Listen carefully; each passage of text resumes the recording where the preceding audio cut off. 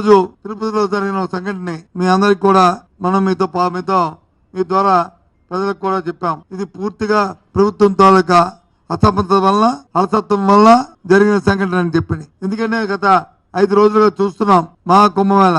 కోట్లాది మంది ప్రజలు ఏ విధంగా అక్కడ కుంభమేళ జరుగుతుందో పత్రికలో చూస్తున్నాం, టీవీలో చూస్తున్నాం, వింటున్నాం. కానీ ఇక్కడ జరిగిన సంఘటన చూస్తే కడుపు తరుక్కుపోతుంది. వాళ్ళకి ఈ ప్రభుత్వానికి ఆర్భాటం తప్ప, వాళ్ళకి ప్రచార తపనే తప్ప, ప్రజల ప్రజల తాలూకు ప్రాణాల మీద వాళ్ళకేమి వాళ్ళ భద్రత కల్పించాలనే భావన గాని ఆలోచన గాని లేని విషయం తేటతెల్లమైంది. సాక్షాత్తు కేంద్ర హోంశాఖ కూడా దాని మీద నిన్న రావడానికి కొంచెం ప్రయత్నం చేసింది.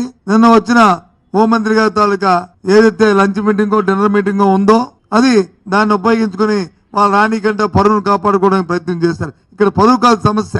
జరిగిన సంఘటనకి పూర్వపాలన తడకపోవడం ఉంటే అది మన పరువును కాపాడుకోవడం. ఇంకోసారి పునరావృతం కాకుండా ఉంటే అది మన సమర్థతకి నిదర్శనం. కానీ ఇది కాదు. అందుకే ఆ రోజు నేను మీ ద్వారా చెప్పాను, ఏదైతే హైకోర్టు ఉందో న్యాయస్థానం రాష్ట్ర హైకోర్టు న్యాయమూర్తి గారు ఆలోచన చేసి సోమోటోగా మీరు వచ్చి ఎంక్వైరీ జరపాలని కోరామో పత్రికలో వచ్చి చూసి నిన్న రోజు నేను అందుకే ప్రధాన న్యాయమూర్తి గారికి జరిగిన సంఘటనలన్నింటినీ కూడా పత్రికలో వచ్చిన ప్రతి అంశాన్ని నేషనల్ మీడియా, స్టేట్ మీడియా అన్నింటినీ పెట్టి ఒక లేఖను కూడా వారికి పంపించారు. దయచేసి మీరు సోమోటుగా మీరు ఇంటర్వ్యూ అవ్వండి, దీని మీద ఎంక్వైరీ జరపండి. ఇది రాజకీయాలతో అతీతంగా ఉండాలి.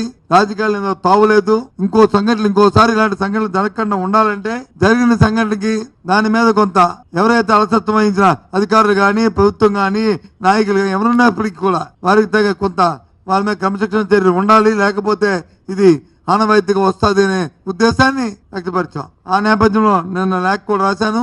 అది లేఖ విడుదల చేద్దాం కానీ మళ్ళీ అది రాజకీయాలతో ముడిపడిపోద్ది కాబట్టి, అది ప్రచార ఆర్భాటం ఉండకూడదు కాబట్టి దయచేసి మీకు అది ఇవ్వట్లేదు. కానీ ఆ లేఖను కూడా వారిని రిక్వెస్ట్ చేస్తూ వాళ్ళ అభ్యర్థిస్తూ అది కూడా పంపిన విషయాన్ని కూడా